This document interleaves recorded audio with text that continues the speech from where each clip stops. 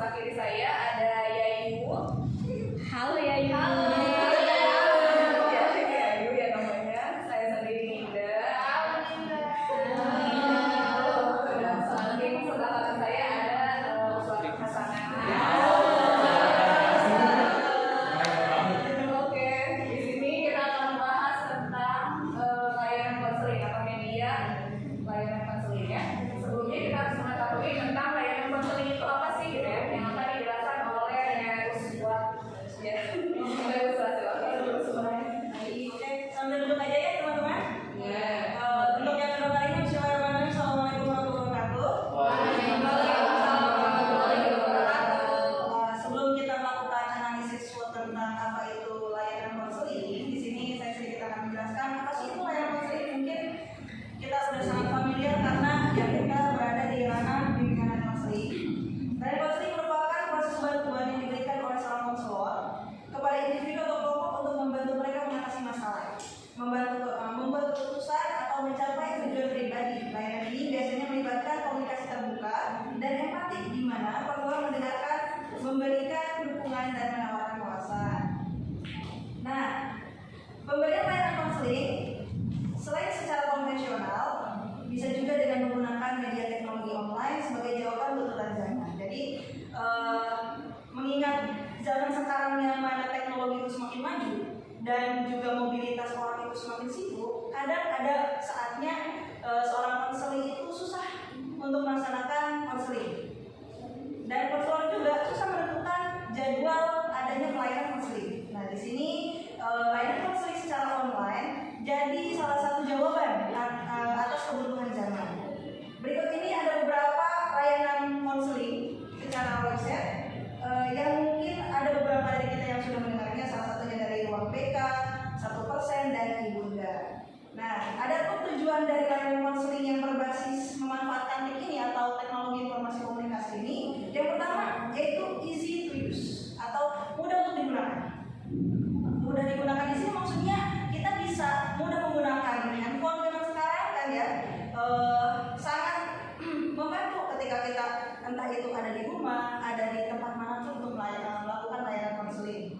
Yang kedua, easy to manage, mudah untuk mengatur pengaturan. Kapan kita mau melaksanakan konseling, kapan kita mau melaksanakan layanan dan sebagainya. Begitupun untuk seorang konseling bisa dengan kapan saja melakukan konseling.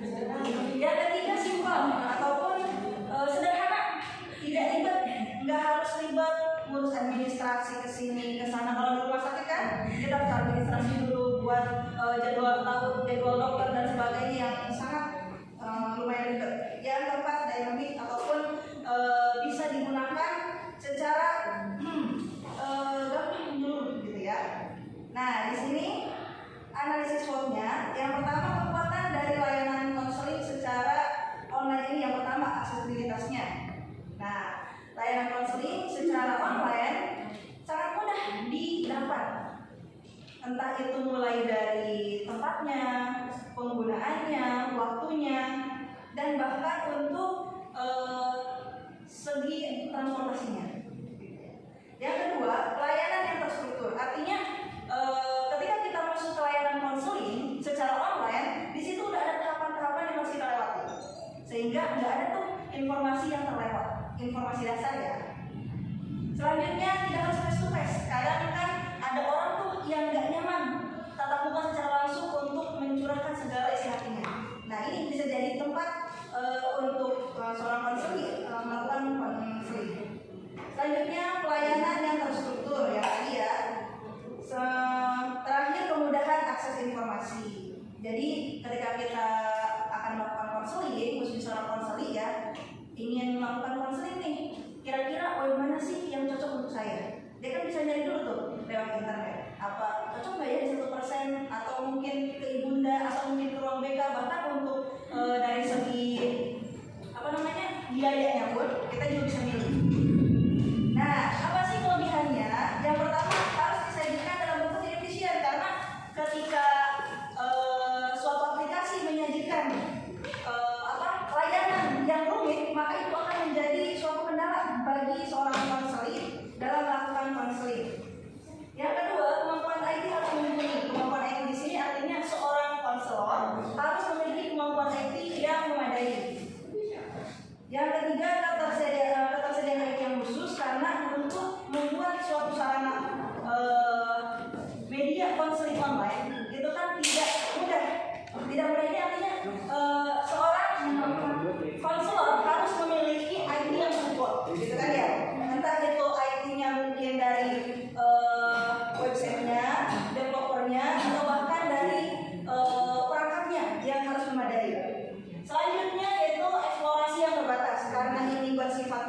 online, jadi kita tidak bisa tuh langsung lebih dalam menanyakan kayak gimana, apa keluhannya dan sebagainya. Karena kan kadang seorang konseling hanya bisa mengisi pilihan, gitu kan, pilihan item atau menu.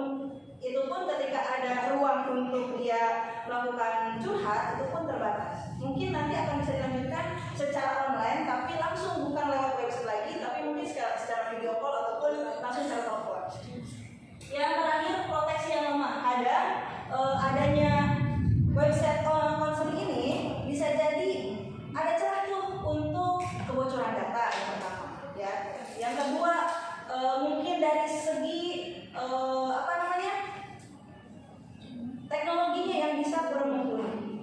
Nah, selanjutnya di sini ada opportunities ataupun peluang. Yang pertama, dapat dikembangkan dan disajikan lebih proaktif. Artinya di sini ketika ada kritikan, saran dari seorang klien ataupun konseling, maka website dari layanan konseling tersebut bisa terus improve. Selanjutnya, konselor dapat berinisiatif dalam memulai komunikasi sebagai salah satu dukungan sosial. Jadi, ketika ada konseling yang mulai melakukan interaksi dalam suatu website, maka konselor bisa mulai untuk menggali apakah ini akan dilanjutkan ataupun tidak.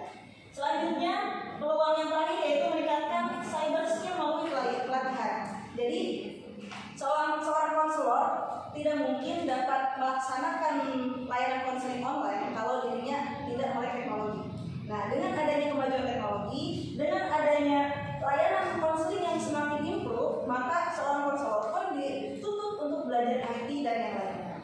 Adapun ancaman yang pertama, culture shock. Pasti itu ketika ada konselor yang tidak familiar dengan teknologi, familiar dengan bikin website, familiar dengan yang namanya aplikasi-aplikasi, mungkin akan menjadi salah satu faktor culture shock mereka dalam melakukan aktivitas tersebut.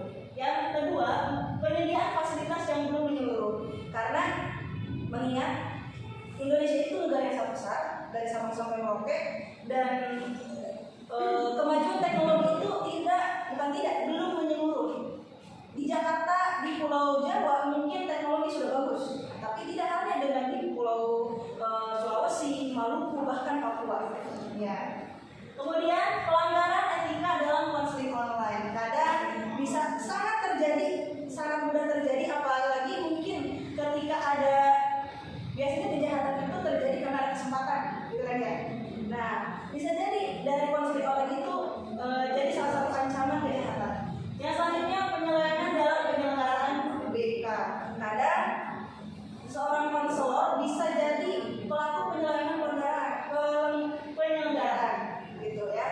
Nah, itu saja untuk analisis SWOT-nya. Selanjutnya akan sedikit dipaparkan tentang apa saja layanan konseling yang bisa kami sebutkan untuk jadi referensi pada presentasi kali ini. Oke. Layanan. Ada layanan konseling yang pertama yang bisa kami jadikan referensi yaitu 1%. Nah, mungkin teman-teman udah ada yang tahu ya, 1% itu di situ ada tiga pilihan ketika kita masuk ke web 1%. Yang pertama life skill, yang kedua layanan konseling, dan yang terakhir itu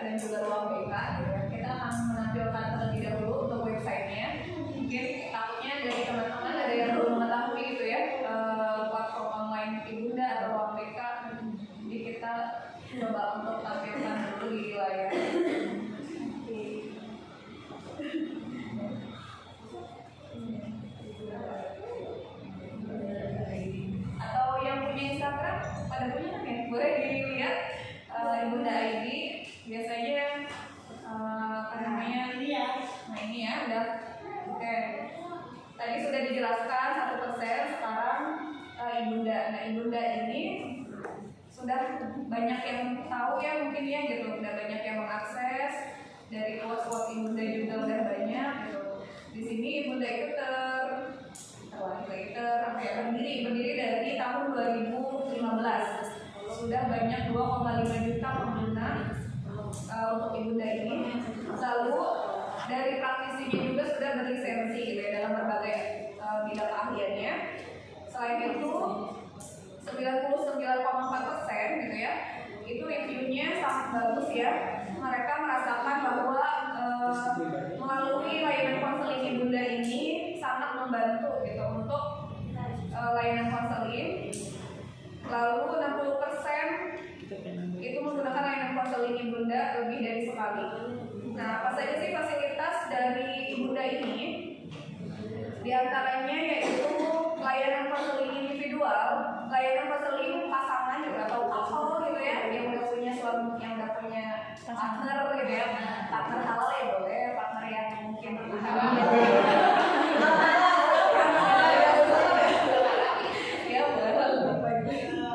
Terus ada konseling keluarga, konseling online gitu ya, konseling offline. Konseling offline ini ada 2 tempat gitu yang sudah tersedia, ada di Jakarta Selatan ya, yang rumahnya mungkin ada di Jaksel boleh gitu ya, terus di Bandung gitu.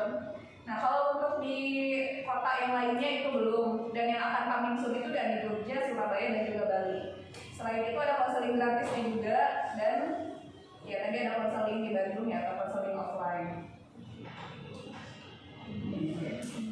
Mungkin itu saja. Selanjutnya ada ruang BK. Oke, di sini saya akan menjelaskan terkait aplikasi ya yang bisa membantu juga gitu ya konselor dalam menangani masalah siswa gitu ya. Nah, di sini ada yang namanya ruang BK. Nah, ruang BK di sini masih sangat baru gitu ya aplikasi tersebut. Kalau nggak salah itu tahun 2022 kemarin itu baru launching. Nah, ini udah ada 3.000 konselor yang sudah bergabung di dalam ruang BK tersebut. Nah, ruang BK ini merupakan platform yang didedikasikan untuk layanan bimbingan dan konseling di sekolah. Nah, di sini ruang BK juga menyediakan banyak fitur yang akan menjadi alat bantu konselor. Ibu-ibu di sini kan dan bapak-bapak juga akan menjadi konselor profesional gitu ya. Nah, ini salah satu aplikasi yang dapat membantu ketika ada siswa yang yang bermasalah segala macam, bisa konsultasi di sini juga gitu ya.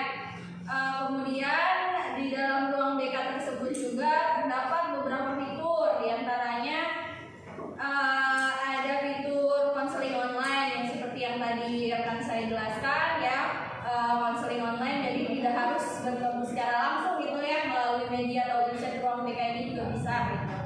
Kemudian ada juga forum diskusi online-nya. Nah, bukan hanya secara individual saja gitu ya, ada juga terkait diskusinya seperti apa. Mungkin ada permasalahan yang sama yang bisa didiskusikan gitu ya, yang ranahnya bukan pribadi banget. Kemudian ruang BK ini bisa diakses itu 24/7, artinya 24 jam gitu ya, non-stop online bisa gitu ya. Jadi kalau misalkan ada masalah apapun itu, entah tengah malam apa gimana ya, lihat sih sebenarnya apa ya. Gak mungkin kan kita tengah malam gitu konseling, cuman ini dibuka 24/7 gitu ya. Nanti ya maksudnya ya, baik. Di sini juga ya konselornya juga udah terjamin gitu ya. Mungkin konselor di sini bukan hanya satu, ada juga yang dari psikolog gitu kan, backgroundnya ada yang SPD coach gitu ya, profesi gitu kan. Nah, jadi ini mungkin sangat membantu banget gitu ya bagi bapak dan ibu yang menjadi konselor di masa depan gitu. Masya Allah, amin. Masya Allah. Nah, di sini juga terus, oh iya bener kan tentang kami katanya itu dibuat aplikasi tanggal 24 Agustus 2022, jadi masih baru gitu ya, mungkin lebih baru daripada Ibunda ya, 1%. Iya 1% gitu. Seperti itu. Oh iya, ini alamatnya itu ini di Sumatera ya. Cuma kita nggak harus di Sumatera gitu ya,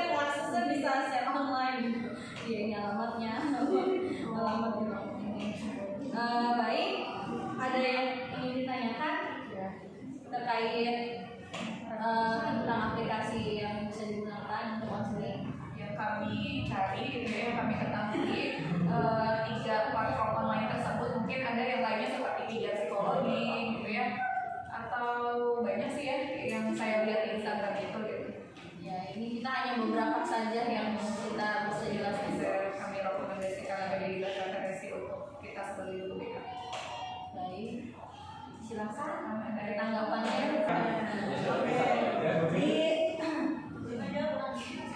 Bisa boleh kan? Dari 3 platform yang kita sebutkan sebagai salah satu referensi itu, ketiga-tiganya memiliki beberapa fitur yang gratis. Tapi untuk lebih dalam dan lebih jauh, memang mereka menerapkan berbayar. Iya. Jadi mungkin kalau untuk dari 1% kayak TSMBTI itu masih gratis, tapi ke selebihnya udah berbayar. Iya. Saya konselingnya kayak Bayar. ini gratis saya. Iya, seperti kan ada yang education gitu ya kan membayar ya. Ya awalnya gratis. Biasa memancing dulu, memancing. Makasih. Ya, sama-sama. Dari Boleh komen tadi.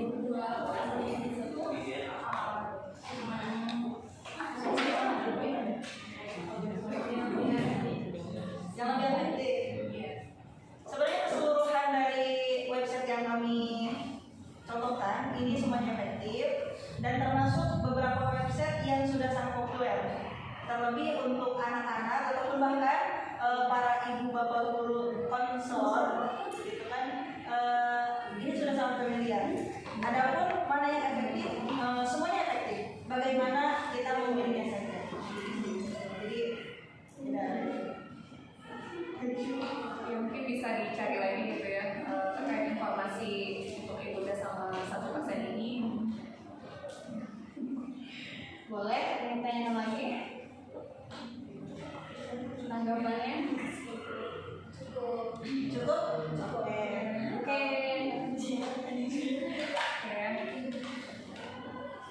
Ya mungkin cukup sekian ya presentasi dari kami kelompok 8.